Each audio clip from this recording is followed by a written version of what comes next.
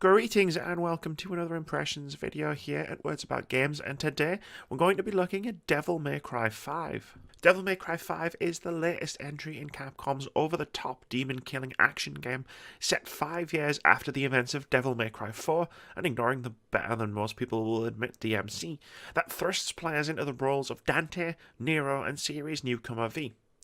After a demonic tree erupts and takes root in Redgrave City, Nero and V must fight off a demonic invasion inside the overrun city after the initial attack is defeated and Dante goes missing. Being a high-octane, fast-paced action game, DMC5 pretty much lives or dies based on how good its core combat feels. And thankfully, the game's combat feels sublime. Regardless of how you approach the game, or even if you're not very good at it, fighting demons big and small feels utterly sublime. With 3 playable characters, one of whom doesn't turn up until about halfway through the game, DMC5 also mixes things up a bit every few levels. For the first few hours you'll be flicking back and forth between Nero and V. Nero plays like you'd expect a DMC protagonist to.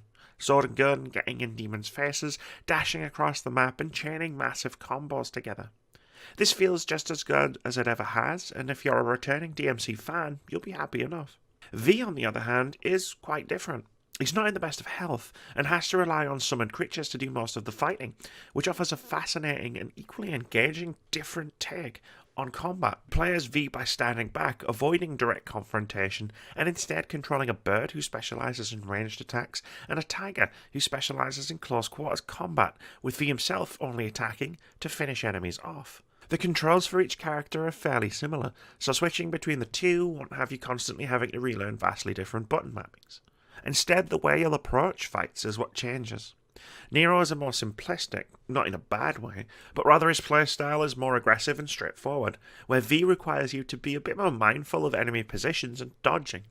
Attack types, combos, and patterns are different too, as are your higher level abilities. After losing his arm to a mysterious stranger, Nero has access to Devil Breakers, different mechanical arms that perform different functions, such as massive blasts of energy or one-shotting enemies, whereas V summons a nightmare that acts autonomously and deals big damage for a short period of time. Both styles of combat feel fantastic, and as I got to grips with his style, I actually found myself preferring V's more atypical moveset. All of this feeds into the style meter, which rewards you constantly mixing up your moves with extra red orbs used to buy new abilities, and fights that look goddamn glorious, especially as you progress deeper into the game and begin to unlock a wide variety of different moves to pummel demons into the ground with. And especially when combined with the badass soundtrack. All of this is whether you're particularly skilled at the game or not. While I'm sure true Devil May Cry experts can make the game look like poetry in motion, even someone like me who can barely string together a few decent combat maneuvers can look pretty good. To its eternal credit, DMC5 is a game that makes you feel like a badass even if you suck at it. Trust me. Marry all of this to an impressive variety of different enemy types and some truly exceptional boss fights, and you've got the recipe for a spectacular action game. Probably one of the best we've seen for a while now. The characters that inhabit the world are, appropriately enough, as badass as the game they're starring in, as you'd probably expect from a game as absurdly over the top as DMC5. This isn't a game that's taking itself too seriously, and it really shows through the tongue-in-cheek humour, campy style, and more one-liners than an 80s action movie. It's just fun, both in its gameplay and in its cutscenes. You could argue that the story doesn't really have much weight or depth to it, and that is a fair point. In its first half, the story doesn't really go anywhere, and the characters don't really develop all that much. This is very much about finding the nearest demon and blasting it off the face of the planet. However, it doesn't really matter. DMC5 feels designed to be light and breezy, a good time as opposed to a particularly deep story. I do have some minor quibbles with the game's pacing.